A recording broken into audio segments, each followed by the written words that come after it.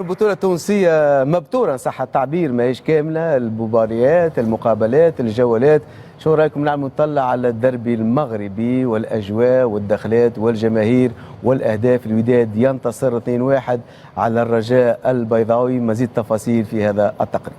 الألقاب فريق جمعية نيجيريك من النيجر في الوقت اللي الجولة الأولى كان تعادل أمام أولمبيك أسفي 2-2، ثم العرش الموسم الماضي فريق الوداد. البطولة المغربية وخاصة الدربي المغربي ولا يجلب الانتباه، ولا الناس تتفرج في المقابلة هذه، تتفرج في الدخلات، الأجواء نتاع الجماهير، الأجواء نتاع الملعب، التنافس، لأنه المباراة ما ارتقتش إلى مستوى كبير، المستوى كان متوسط أو تحت المتوسط، لكن الأجواء اللي دارت فيها المباراة والشو اللي صار أكيد يخلي الناس كل مهتمة ببطولة كانت منسية إلى حد بعيد.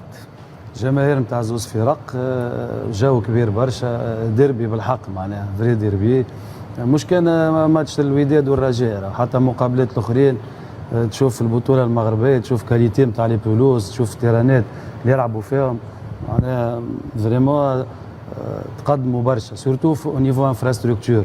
بعد المقابله صحيح ما ارتقتش المستوى عاليه، ما انا شفت الماتش هي الفرجه كانت على المدارج بصراحه.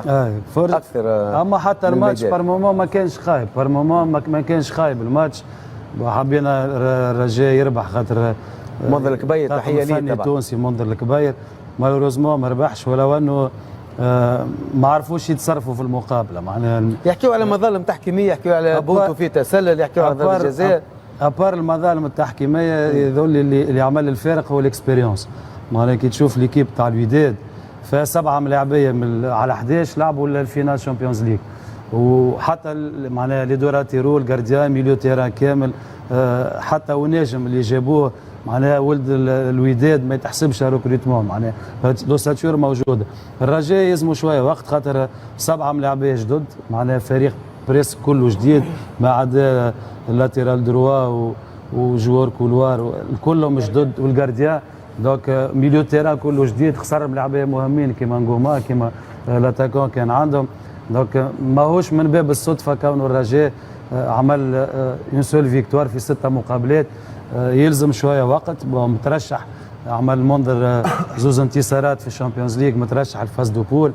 اما المقابله هذه كان نجم يعمل خير، ولو انه حتى في الاحصائيات نسبه امتلاك الكره، لو نومبر دوكازيون، لو نومبر دو باس، الرجاء كان خير، اما الوداد كان بلوز افيكاس وكان بلوز اوبورتونيست، معناها ضيع ضربه جزاء بعد 2 كور 2 اهداف.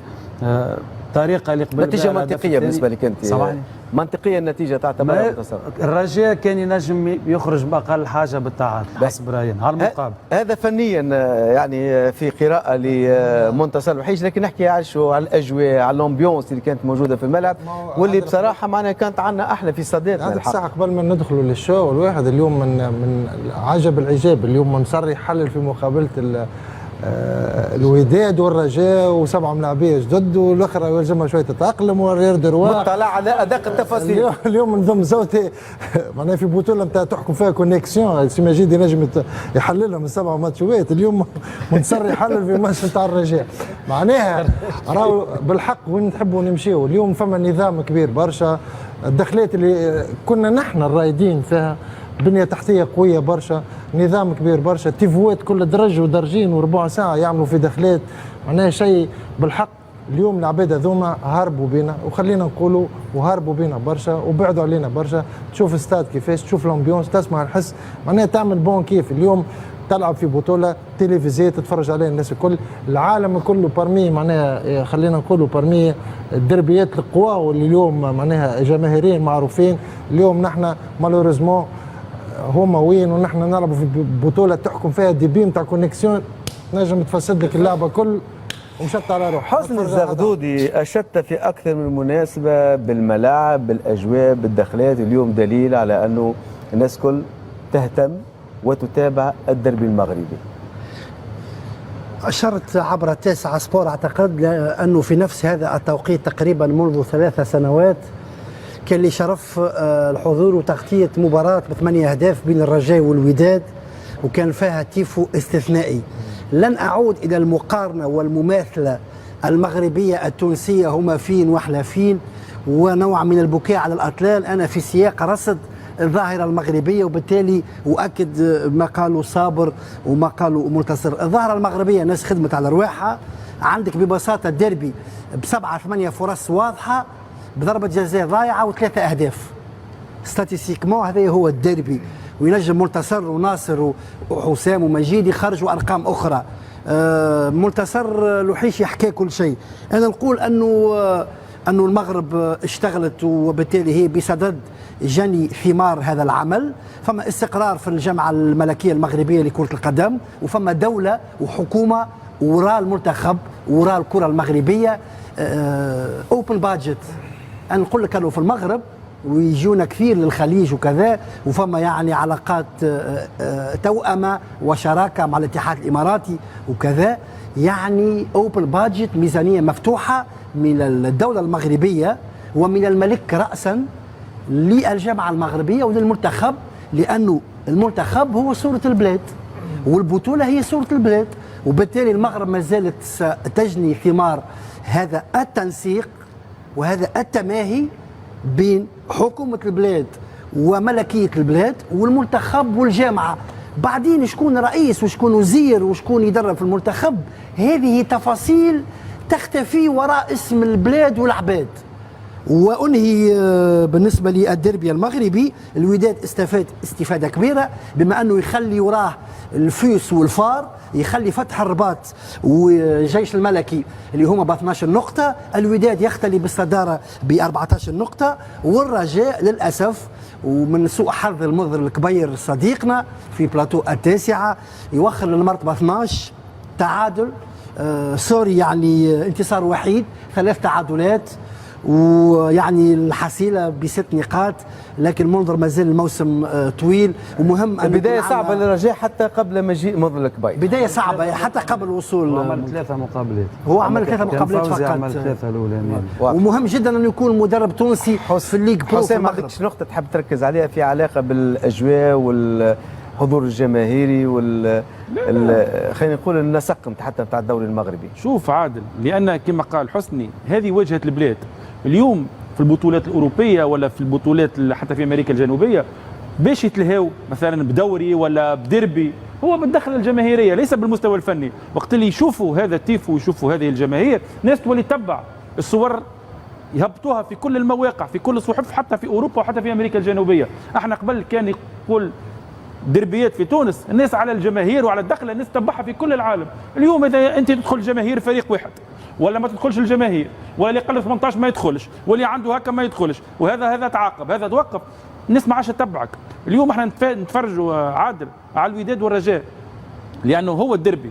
اما كي تشوف جمهور الماس ولا جمهور طنجه ولا جمهور كذا، راهو نفس الشيء، راهو ممكن ما عندوش اسم. اليوم كل المباريات تقريبا بنسبه 90% في الدوري المغربي بهذا الحضور الجماهيري، بهذا التيفو، بهذا. اليوم اللاعبين تقريبا كانت توانسه كل تمشي تلعب برا، اليوم ولات اللاعبين تاع الدوري المغربي ولا يمشوا في الخليج ويمشوا في الدوريات العربيه، خاطر اليوم ولا متابع. هنا يلزمنا نفكروا في الموضوع هذايا، يلزمنا نفكروا. شوف الكوره شنو تنجم تعمل، شوف التنظيم، شوف لما يكون عندك نسق، شوف لما تكون عندك برمجه، شوف لما يكون عندك حضور جماهيري باهي، شوف لما يكون عندك ملاعب باهيه، شوف لما يكون عندك ملاعب تمرين باهيه، عندك فيستيرات باهيه، عندك لاعبين خالصين، عندك كل شيء. شوف شنو يعطي. يلزمنا نقعد وحدنا ونفكروا. قعدنا سنوات عادل واحنا نبكيو على طلال، نقول له شنو مشاكل في تونس؟ انا احسن دوري عربي واحسن دوري افريقي، سنوات وانا نسمع فيها ولا نهار اقتنعت بها. ممكن احسن في النتائج الفرق نتاعنا تمشي في الشامبيونز ليج وتمشي لكاس العالم، لكن الانفراستركتور والمشاكل والدنيا والتيران والغازون والمانكورونت والدنيا الكل صراحه ها وين وصلنا. صراحه برافو للكل اللي واقفين على الرياضه المغربيه.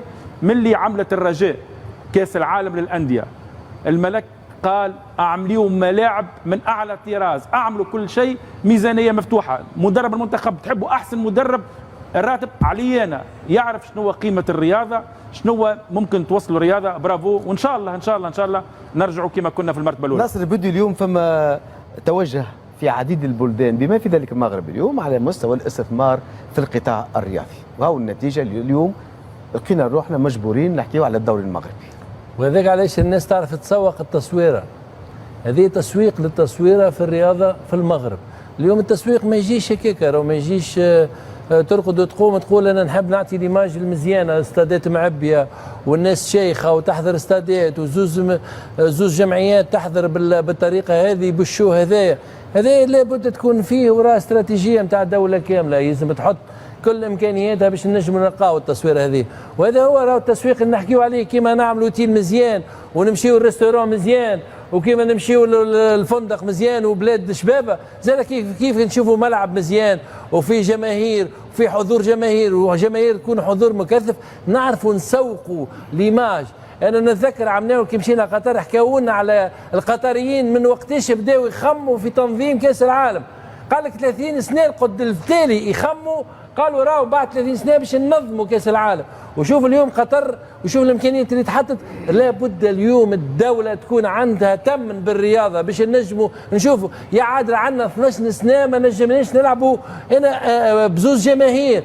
انا والله المسؤولين اللي يشرفوا على البلاد كي يشوفوا تصاور هما كي من هذا، ما خاطر نجموا يكونوا هما عندهم امكانيات باش نجموا نسوقوا التصويره نتاعنا ونزينوها ونشوفوها في احسن حله. بالله كي يشوفوا هما تصاور هما قاعدين في ديارهم شنو نجم يقولوا لارواحهم. انا نعرف اللي نعتقد ان في تونس عندنا الكفاءات وعندنا الناس القادره باش تسير البلاد هذه كما يلزم، وجربنا قبل ونجحنا في اصعب الظروف وفي اخيب الظروف، لكن ماناش حابين ماناش قادرين، وش علينا يدينا مضروبه. يا ولدي كفانا اعطيونا تصويره مزيانه، خليه ترجع بلادنا مزيانه في كل شيء. يلا نختم مع عبد المجيد وبعد تعليق بسيط من عند صابر بسرعه. هذا ينتج الوداد شامبيون دافريك وبركان شامبيون بلاكاف. معناها كي تبدا عندك بطوله قويه وجماهير معبيه السادات، هذا شنو الريزولتا. ولو احنا عادل في وقت من الاوقات كنا موديل للمغاربه والجزائريين والمصريين. هذا ما يسمى بالبكاء على الاطلال. اي لا، ما يزيدنا نذكروا اللي احنا كانوا الديربي نتاعنا ياخذوا عليهم كنا باهتين على الجماهير. انا لعبت في الديربي هذوما اي داكور. ما سياسه الدوله ذكرتوها صحيح. فوالا في كلمه عادل بسرعه، فما اراده سياسيه قويه برشا. اليوم المغرب معناها استغلت الفرصه اللي صارت في تونس على المستوى الرياضي والاقتصادي والسياسي وكل شيء، وبنات عليهم وبعدت علينا برشا.